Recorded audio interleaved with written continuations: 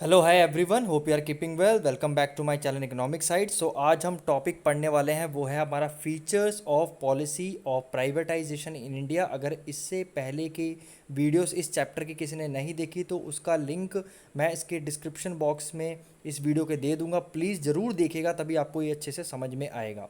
देखिए, प्राइवेटाइजेशन आपको पता है कि under the new economic policy 1991 आपकी तीन पॉलिसी हमारी कंट्री ने अपनाई थी under the leadership of doctor Manmohan Singh. That was a policy of liberalisation, policy of privatisation and policy of globalisation. तो लिबरलाइजेशन हमने ऑलरेडी कवर कर चुके हैं। प्राइवेटाइजेशन, आज हम प्राइवेटाइजेशन का कि इंडिया में कैसे इसे लागू किया गया। Privatisation basically in India, privatisation क्या होता है, क्या इसके फ़ायदे हैं, क्या नुकसान है, वो हमने ऑलरेडी प्रीवियस वीडियो में कर लिया है। तो बेसिकली आज हम इंडिया के इसे रिस्पेक्ट से पढ़ेंगे, प्राइवेटाइजेशन इंडिया में कैसे पॉसिबल हुआ या कैसे गवर्नमेंट ने उसे किया।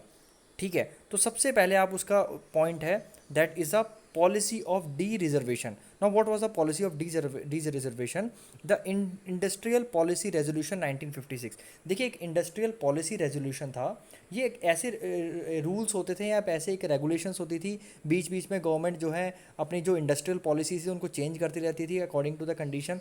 तो ऐसे ही 1956 में एक इंडस्ट्रियल पॉलिसी रेजोल्यूशन ली गई। उसके बाद में चेंजेस भी आते रहे इसमें, न्यू आपकी नई नई जो पॉलिसी रेजोल्यूशन वो भी आते रहे थे। खैर, वो अलग बात है। तो जो अकॉर्डिंग टू इंडियन आपकी जो है इंडस्ट्रियल पॉलिसी रेजोल्यूशन 1956 में जो सरकार है उसने क्या कर रखा था, 17 कंपनियां थी वो रिजर्व कर रखी थी कि उसमें अगर किसी को इन्वेस्ट करना है तो वो सिर्फ सरकारी कंपनी ही कर सकती हैं, बाकी कोई भी प्राइवेट कंपनी उसमें इन्वेस्ट कर ही नहीं सकती। तो अंडर द आईपीआर 1956 के अंडर गवर्नमेंट ने जो 17 जो आपकी कंपनीज थी या आप कह सकते हो तो इंडस्ट्री थी, जहाँ पे गवर्नमेंट ने क्या कर रखा था, रेगुलेशन लगा रखी थी और गवर्नमेंट ने रिस्ट्रिक्ट कर रखा था कि वहाँ कोई इन्वेस्टमेंट या प्रोडक्शन नहीं कर सकता, बेसिकली उन इंडस्ट्रीज़ में एंटर नहीं कर सकता।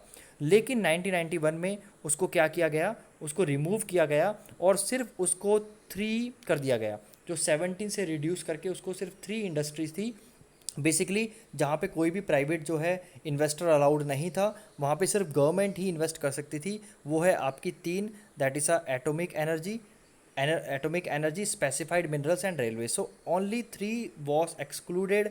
रेस्ट यू कैन से 14 industries came under the ambit of the private investment.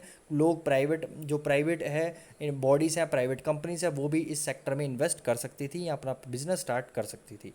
ठीक है, आई hope I am very very clear. Fine, चलिए। तो पॉलिसी ऑफ डिजर्वेशन आपको समझ में आ गया होगा कि आपको क्या याद रखना है इसमें, आईपीआर 1956 याद रखना है, जिसके अंदर 17 कंपनियों को गवर्नमेंट ने बिल्कुल क्या कर रखा था कि अपने अंडर कर रखा था, 17 तरह की इंडस्ट्रीज़ की या सेक्टर्स को जिसके अंदर अपने अंडर कर रखा था, उसके बाद में से रिड्यूस करके 3 में कर दिया था 1991 में। ठीक है, यही इसमें इंपॉर्टेंट है। चलिए आगे चलते हैं। Next a policy towards the sick public sector undertakings. देखिए, सिक पब्लिक सेक्टर अंडरटेकिंग्स मतलब जो आपकी सरकारी कंपनियाँ, ठीक है, जो बेसिकली सरकारी कंपनियां स्टेट गवर्नमेंट या सेंट्रल गवर्नमेंट्स की, वो जो बहुत लॉसेस में चल रही हैं उनको सिक पब्लिक सेक्टर अंडरटेकिंग्स बोला जाता है।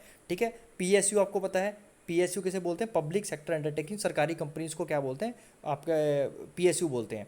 तो सिक पीएसयू क्या हो गए, जो आपके बहुत लॉसेस में चल रही हैं काफ़ी टाइम से। ठीक है, जिसमें प्रोडक्टिव कैपेसिटी अच्छी नहीं है, ठीक है, बहुत ज़्यादा हैवी लॉस हो रहा है उनको। So that is called the sick PSU. तो इसको सही करने के लिए क्या किया गवर्नमेंट ने, ठीक है, गवर्नमेंट ने क्या किया, एक बोर्ड को नियुक्त किया या कह सकते हैं एक बोर्ड बनाया, दैट वाज द BIFR। ठीक है, आप देख सकते हैं, that was the board for industrial and financial reconstruction, what was setup in 1987। देखिए, ये सेटअप किया था गवर्नमेंट ने, क्यों, ताकि जो आप कह सकते हो जो बीमार कंपनियां हैं बेसिकली उसको रिवाइव किया जा सके। लेकिन हुआ क्या पता क्या है, 1987 में ना, 1987 में बस क्या था, इसके प्राइवेट कंपनीज को इसमें इंक्लूड किया जाता था, सरकारी कंपनीज को इनको इंक्लूड ही नहीं किया जाता था। तो आप देख सकते हैं कि आपका सिर्फ जो प्राइवेट कंपनीज है वो ही इसके अंडर आती थी, अंडर द BFIR 1987 के अंडर। ठीक है, आपकी जो 1987 BFIR के अंडर आपकी सिर्फ प्राइवेट कंपनी से आती थी। लेकिन इसे फिर चेंज करके आप कह सकते हो 1992 में इसको चेंज करके आपकी जो सरकारी कंपनीज है, जो बेसिकली बहुत ज़्यादा बेकार हालत में सरकारी कंपनीज है, उसको भी इसमें इंक्लूड कर दिया गया अंडर द BFIR। ठीक है, okay, I hope I am very very clear. ठीक है, अब देखिए इसमें इसका फ़ायदा क्या हुआ, इसमें 65 कंपनीज, देखिए 65 जो कंपनीज़ हैं उसको क्या किया, आइडेंटिफाई किया गया कि जो आपकी CPSC है, मतलब सेंट्रल पब्लिक सेक्टर अंडरटेकिंग, मतलब जो सेंट्रल गवर्नमेंट की जो सरकारी कंपनियां हैं, ऐसी 65 कंपनीज़ को उन्होंने क्या किया, देखा कि जो बहुत ज़्यादा नुकसान में चल रही थी, ठीक है, फिर उसको उन्होंने पिकअप उसे पिक करना शुरू किया अंडर दिस BFIR। और आपके 24 सालों के अंडर, ठीक है, 1992 से लेके 2016 के बीच में उन 65 कंपनियों को, 65 जो कंपनीज थी, बेसिकली जो केसेस थे, 65 केसेस जहाँ लगा कि मतलब यहाँ पे इन कंपनियों में दिक्कत आ रही है, 65 कंपनीज में 13 कंपनियों को क्या किया, BFIR के अंडर सेंक्शन किया गया। ठीक है, पहले तो आप कह सकते हैं कि BFIR के अंडर 65 कंपनीज को कोशिश अप्रोच के BIFR के अंडर 65 कंपनीज को लाने की कोशिश की गई, लेकिन अल्टीमेटली फिर क्या कह सकते हैं, आपने उसे 13 कंपनी को उसके अंडर आपने उसे क्या किया, उसे सही किया, या बेसिकली इसको लाया गया अल्टीमेटली 65 कंपनी से लेके। ठीक है, 65 कंपनीज में क्लियर हुआ। ठीक है, तो आप ये देख सकते हैं इसका ये फ़ायदा हुआ। उसके बाद क्या हुआ, एक चीज़ और आपको देखने को मिलता है कि एक और बोर्ड सेटअप होता है, that was in the 2004, that was a BRPSE। ठीक है, ये देख सकते हैं। ठीक है, ये जनरल नॉलेज के एस्पेक्ट से बहुत इंपॉर्टेंट है आपका। तो board for reconstruction of the public sector enterprises, BRPSE आपका सेटअप हुआ दिसंबर 2004 में, टू एडवाइज द गवर्नमेंट। तो ये क्यों एडवाइस किया गया, टू एडवाइज द गवर्नमेंट, कि गवर्नमेंट को एडवाइस करें कि जो लॉस मेकिंग आपकी, जो बेसिकली जो loss making public sector companies है ना, जो बहुत ज़्यादा लॉस कर रही हैं, ठीक है, और जो बीमार हैं बेसिकली बहुत ज़्यादा, जिनमें लॉस हो रहा है, उसको कैसे इंप्रूव किया जाए। ठीक है, उसको कैसे इंप्रूव किया जाए। ठीक है, फाइन। तो आपको समझ में आ गया होगा 1987 में क्या आता है, एक BFIR आती है, जिसके अंडर जिसके आप कह सकते हो कि पहले 1987 में आई, बट उससे पहले क्या होता था, प्राइवेट कंपनीज़ को ही बेसिकली आपको इसे किया देखा जाता था, उनको हेल्प की जाती थी। लेकिन 1992 से इसे पब्लिक सेक्टर के लिए भी ओपन कर दिया गया। सरकार को जो लगता था कि बहुत ज़्यादा ख़राब हालत में, उसको भी इसके अंडर क्या कह सकते हैं, लाना शुरू कर दिया गया। और फिर 65 केसेस को देखा गया इसके अंडर, लेकिन अल्टीमेटली 13 कंपनीज़ को सैंक्शन किया गया और उसकी हेल्प की गई। फाइन। उसके बाद क्या आता है आपका, दैट वाज अ BRPSC। तो BRPSC लाया गया 2004 में। इसके अंडर क्या था कि ये एक एडवाइजरी कमेटी थी गवर्नमेंट को, जो एडवाइस करती थी कि कैसे जो सिक आपके आपके जो लॉस मेकिंग पब्लिक सेक्टर, उसको कैसे उठाया जाए। अब हुआ क्या, जब 2014 में आपको पता है इलेक्शन आए, ठीक है, बीजेपी गवर्नमेंट रूल में आई, तो उन्होंने सब कुछ पिछला ये जो BRPSC BF सब हटा दिया। अब उन्होंने क्या कर दिया कि 2015 से, मैं बता रहा हूँ, 2 नवंबर 2015 से अगर कोई भी सरकारी कंपनी अगर वो लॉस में चल रही है, तो वो किसकी जिम्मेदारी होगी, पर्टिकुलर उस डिपार्टमेंट की जिम्मेदारी होगी। मैं आपको एग्जांपल से समझाता हूँ। मान लीजिए कोई वेपन की कंपनी है, कोई वेपन मेकिंग कंपनी है, सरकारी कंपनी है, वो आपकी मिनिस्ट्री ऑफ डिफेंस के अंडर आती है। मैं एग्जांपल दे रहा हूँ, मान लीजिए कि any company that is making the weapons, may be for the defence और may be for the police और may be anything for the security forces, तो वो आपकी मिनिस्ट्री ऑफ डिफेंस के अंडर आती है। तो अगर ये कंपनी, आपकी जो कंपनी ये बना रही है, अगर ये लॉसेस में चल रही है, तो वो मिनिस्ट्री ऑफ डिफेंस की रिस्पॉन्सिबिलिटी होगी। तो देखिए गवर्नमेंट ने क्या किया उसके बाद 2015 से, कि क्या किया, now the concerned administrative departments are responsible to monitor the sickness of CPSC। मतलब मान लीजिए कोई मिनिस्ट्री ऑफ फैमिली वेलफेयर और आपका इसके अंडर का कोई कंपनी आपकी यहाँ कोई फर्म आता है, तो अगर वो लॉसेस में जाती है, तो इस मिनिस्ट्री और इस जो मंत्री होगा इसका, बेसिकली आपका वो इसका कंसर्न होगा या वो रिस्पॉन्सिबल होगा। ठीक है, फाइन। तो इन सब का फ़ायदा क्या हुआ, इन सब का ये फ़ायदा हुआ कि इस सब और एक गवर्नमेंट ने एक और चीज़ की कि उन्होंने 25 ऐसी स्टेट कंपनीज, जो स्टेट PSU थी, बेसिकली जो स्टेट सरकार राज्य सरकारें की जो आपकी जो कंपनीज थी, उसको 25 कंपनियों को उन्होंने क्या किया, डिसाइड किया कि बंद करने के लिए।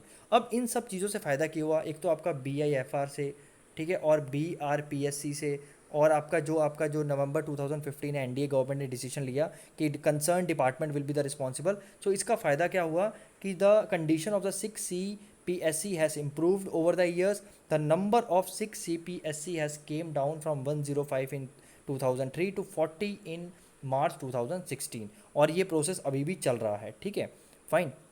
कम करने का, भले उसे बेच के कम कर दीजिए, या भले उसके हेल्प आउट करिए, तो whatever may be, now still the government is trying to revive this 6 units. Fine. तो I hope I am very very clear with this.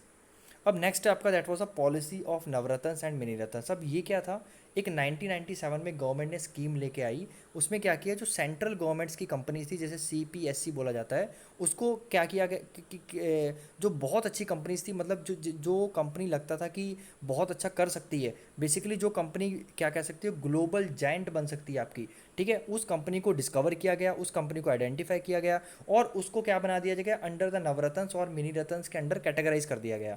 Means उन सबको एक क्या कर दिया गया, एक तरह की आप कह सकते हैं एक डिपार्टमेंट या एक तरह के कह सकते हैं, एक तरह का आप ये कह सकते हैं ग्रुप बना दिया गया उन कंपनीज का, जिसका नाम था नवरत्न। मतलब इसके अंडर वो सारी कंपनीज आती थी नवरत्न के अंडर और मिनी रत्न के अंडर, जो बहुत अच्छा परफॉर्म कर रही थी, जो बहुत अच्छा हैवी आप कह सकते हो प्रॉफिट दे रही थी गवर्नमेंट को, या और अच्छा कर सकती है बेसिकली, ठीक है। तो वो उन कंपनीज को डिस्कवर करके इसके अंडर जो है इसके ग्रुप्स बनाए गए, नवरत्न और मिनी रत्न को, और इनके अंडर रखा गया, ठीक है।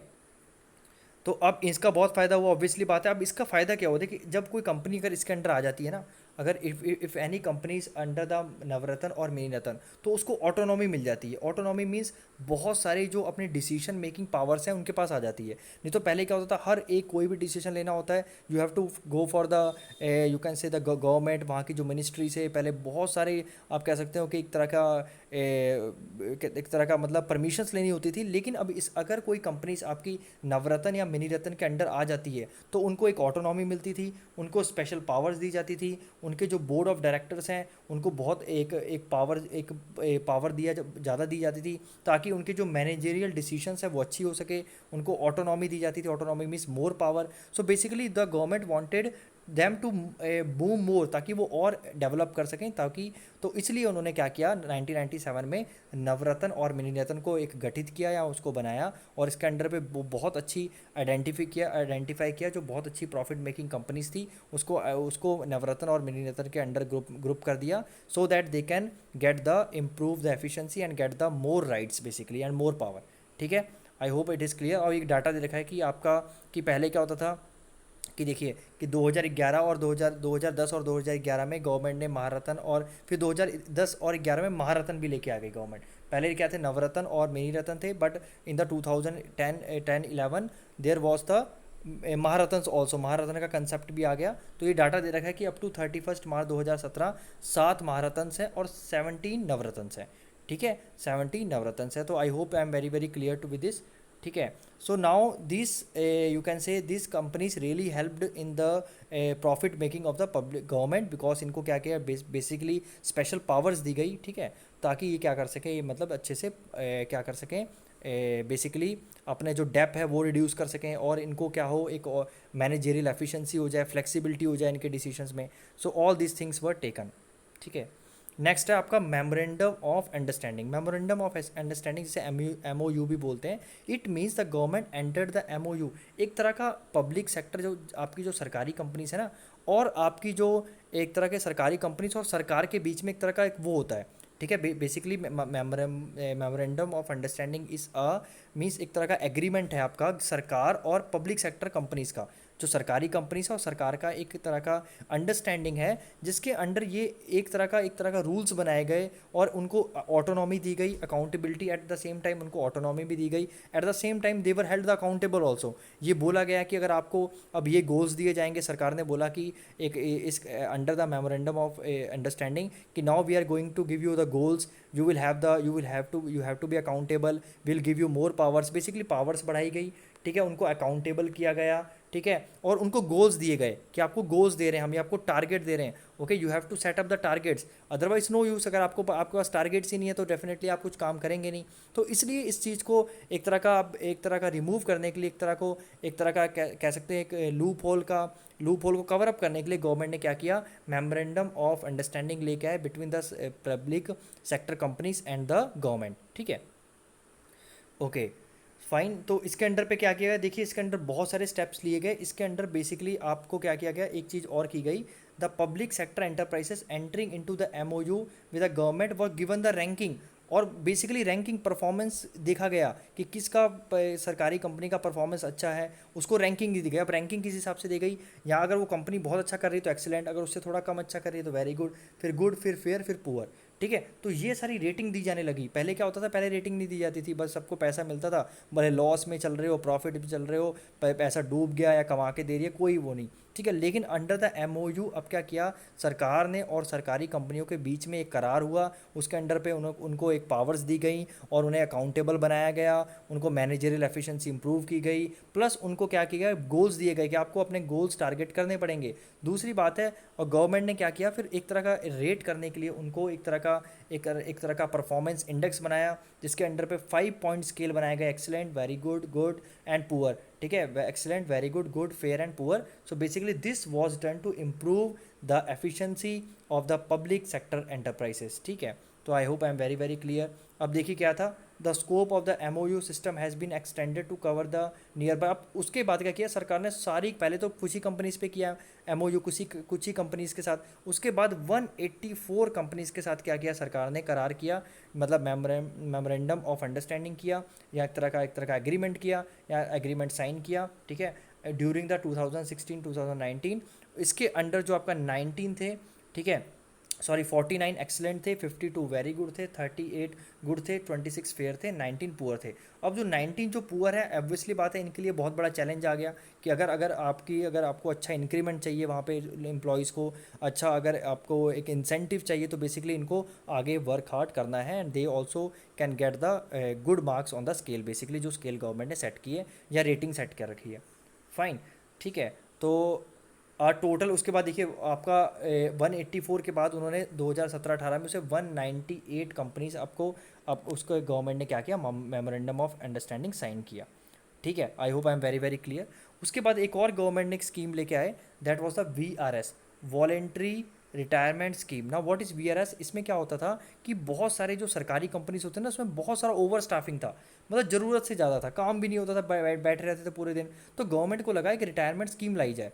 तो इसमें क्या होता था, under this scheme the worker seeking the voluntary, अब अपनी मर्जी से क्या कर सकते हैं, आप क्या कर सकते हो, आप रिटायरमेंट ले सकते हो, भले ही आपकी एज मान लीजिए 60 ईयर्स ऑफ एज है, लेट सपोज अगर आपकी रिटायरमेंट की, तो आप 55 पे भी क्या कर सकते हैं, आप रिटायरमेंट ले सकते हैं। और अगर आप रिटायरमेंट ले रहे हैं तो उसके लिए आपको बाकायदा कंपनसेशन देगी सरकार, और अच्छा कंपनसेशन देगी, ताकि क्या हो सके, जो आपके क्राउडिंग इफेक्ट है, जो क्राउड हो रखा है आपके जो कंपनीज में, जिसकी वजह से काम हैम्पर हो रहा है। ठीक है, कई लोग तो आपको पता है काम करने ही नहीं आते, उल्टा दूसरों को काम करने भी नहीं देते। तो बेसिकली जो ओवर स्टाफिंग की प्रॉब्लम है वो रिड्यूस करने के लिए गवर्नमेंट ने कौन सी स्कीम लेके आए, एंड द वीआरएस। और about 6.2 lakh employees had opted for VRS scheme. आपको पता है 1988 से अभी 1988 से 2017 से लेके अभी तक 6.25 लाख जो लोगों ने वीआरएस ली। ठीक है, that was a you can somewhere successful scheme.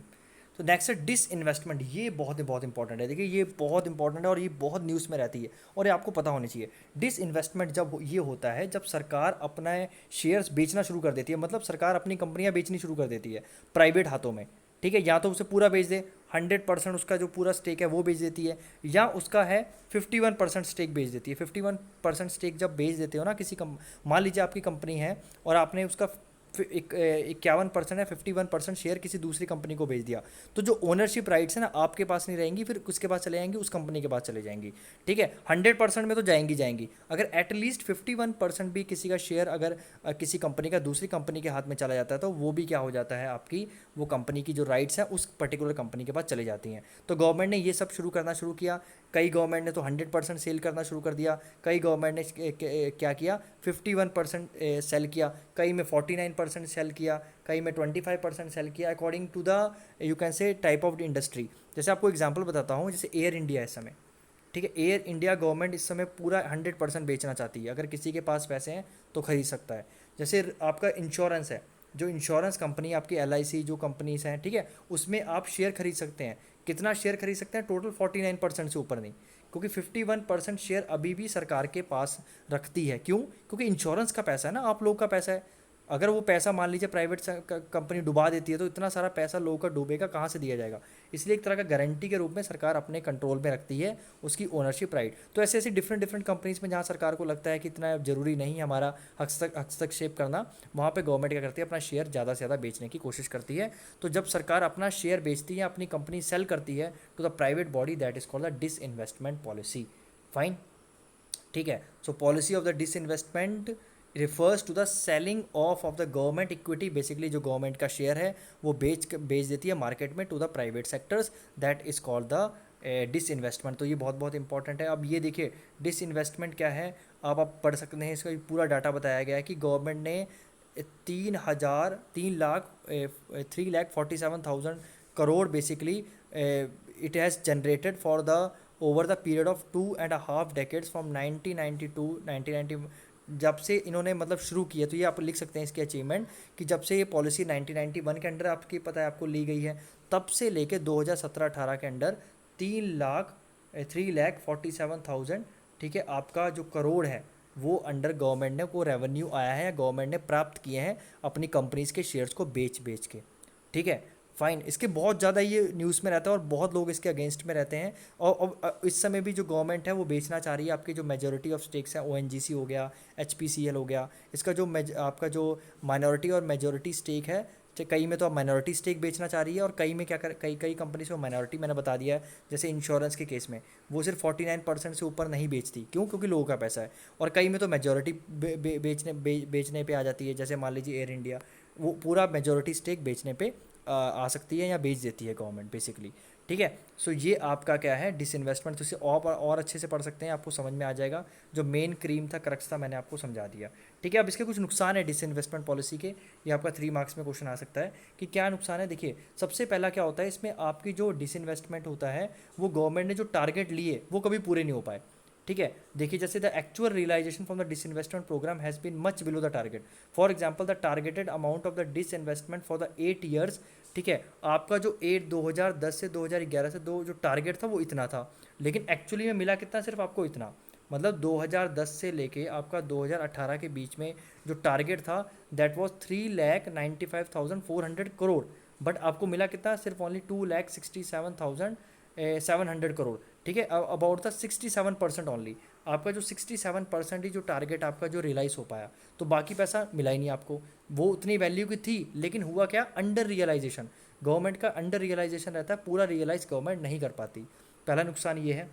दूसरा बात है the equities of the public sector enterprises had been sold very low prices. वही ऊपर वाला पॉइंट ही है बेसिकली कि गवर्नमेंट के जो पब्लिक सेक्टर पीएसयू के जो बेसिकली वो हैं आपके जो क्या कह सकते हैं शेयर्स हैं, या कह सकते हैं उसकी जो इक्विटी है वो कम प्राइस पे बेची जाती है। कई बार तो ये करप्शन की वजह से होता है। मान लीजिए कोई नेता है वो जानबूझ के ऐसा कर देता है उस कंपनी से कमीशन के लिए। मैं आपको एग्जांपल से समझाता हूँ कि जैसे 2001 में क्या हुआ था, एक कंपनी थी बाल्को, ठीक है, सरकारी कंपनी है, उसको बेचा गया स्टरलाइट कंपनी को बहुत सस्ते में। मान लीजिए 100 करोड़ की उसकी आप कह सकते हो कि उसकी टोटल वैल्यू थी, बट मे बी उसको 80 करोड़ में बेच दिया हो। I am giving example. तो आपको जानबूझ के क्या है सस्ते रेट पे बेचा जाता है, क्योंकि जिस मिनिस्टर के मान लीजिए जिस मिनिस्टर के अंडर ये होगा उसे क्या होगी, उस कंपनी से कमीशन मिली होगी कि आप जानबूझ के इसकी अंडर वैल्यू कर दीजिए ताकि क्या हो, हमें क्या हो, ज़्यादा प्रॉफिट हो। ठीक है, तो नेताओं को तो जेब भर गई है ना, नेताओं तो कोई फ़ायदा हो गया। ठीक है, लेकिन उससे दिक्कत क्या होगी, जो सरकारी कंपनी जो इतनी ओवर वैल्यूशन की थी उसे क्या है अंडर वैल्यू में बेचा जाता है। ठीक है, this is true to some extent even in the case of high profile company like ONGC में भी ये हुआ, स्टील अथॉरिटी ऑफ इंडिया में भी हुआ, इंडियन ऑयल कॉरपोरेशन में भी हुआ, शिपिंग कॉरपोरेशन ऑफ इंडिया में भी हुआ। तो ये प्रॉब्लम रहती है। ठीक है, नेक्स्ट है fund realise through disinvestment have been not use properly. ये तो बहुत बहुत प्रॉब्लम रहती है कि जो फंड आप रेज करते हैं ना वो कभी भी सही जगह पे यूज़ नहीं होता, बस उसको बजटरी डेफिसिट के लिए यूज़ किया जाता है। बजटरी डेफिसिट मैं बता देता हूँ क्या होता है। जब सरकार के जो खर्चे हैं ना, सरकार के रेवेन्यू मतलब जो सरकार के ये देखिए पेमेंट सरकार के खर्चे होते हैं और रेवेन्यू सरकार की कमाई। जब सरकार के पेमेंट ज़्यादा हो जाती है, मतलब सरकार को ज़्यादा पेमेंट करनी है और सरकार को कम पैसा आ रहा है, तभी क्या करती है सरकार, ये पूरा करने के लिए डिसइन्वेस्टमेंट कर देती है। मतलब जब आपको आपके खर्चे पूरे नहीं हो रहे तो आप क्या पकड़ के कोई अपनी कंपनी बेच दो, है ना, ये कोई तरीका नहीं होता। सो बेसिकली तो डिसइन्वेस्टमेंट क्या है, बेसिकली गवर्नमेंट क्या करती है अपना डेप रिड्यूस करने के लिए करती है। जब सरकार के पास कोई ऑप्शन नहीं बचता पैसा कहीं से आने के लिए, मान लीजिए इस समय कोविड के बाद बहुत ज़्यादा दिक्कत हो रही है, तो गवर्नमेंट ये स्टेप ले सकती है, सरकारी कंपनियां बेच सकती हैं ताकि, और बेचने पे आ भी रही हैं, बेचने के लिए डिसीजंस भी लिए जा रहे हैं ताकि क्या हो जाए, आपको जो फाइनेंशियल असिस्टेंट मिल जाए। ठीक है, सो गवर्नमेंट के आप ये कह सकते हो, तो it is I think more than 3 points are more than enough basically, ठीक है। और आपका कह सकते हैं कि आपका ये भी है कि ट्रांस जो डिसइन्वेस्टमेंट है वो आपका मैच्योरिटी लैक करती है, ट्रांसपेरेंसी नहीं है, ठीक है। और ये क्या है, प्राइवेट सेक्टर को बहुत ज़्यादा स्ट्रेंथ कर रही है, प्राइवेट सेक्टर को बहुत पावरफुल कर रही है, क्योंकि ऑब्वियसली बात है, अगर सारी कंपनी आप बेच दोगे, बेसिकली पब्लिक सेक्टर की सारी कंपनी बेच दोगे, तो प्राइवेट कंपनी से बहुत ज़्यादा पावर में हो जाएंगी, उससे एक नुकसान हो सकता है, जो मार्केट स्ट्रक्चर है पूरा बिगड़ सकता है हमारा। सो ये था हमारा पूरा प्राइवेटाइजेशन ऑफ इन इंडिया, ठीक है। तो आप ये पढ़ सकते हैं, मैंने आप hopefully I have clear you everything. So इसके बाद हम लास्ट टॉपिक पढ़ेंगे अगली वीडियो में, ग्लोबलाइजेशन, फिर ये चैप्टर खत्म हो जाएगा। So thank you so much, and it was very very important chapter, not only for the exam purpose but also the आपके जनरल नॉलेज का। तो बेसिकली आपका ये 6 मार्क्स का क्वेश्चन आता है, जिसमें आप आराम से लिख सकते हो। मैंने पॉइंट्स बता दिए हैं, जो पॉइंट्स हाईलाइट किए थे मैंने समझाए थे, वही पॉइंट्स आप लिख लीजिएगा, ठीक है। तो ये 6 मार्क्स का क्वेश्चन आता है, what were the features of the policy of the privatisation India, या explain the privatisation in India. तो ये 5 से 6 पॉइंट्स इसके आप एक्सप्लेन, जो मेजर पॉइंट्स हैं आप मैंने जो एक्सप्लेन किया वो बता सकते हैं। So thank you so much, God bless you, and please subscribe, like, comment, share. Thank you so much.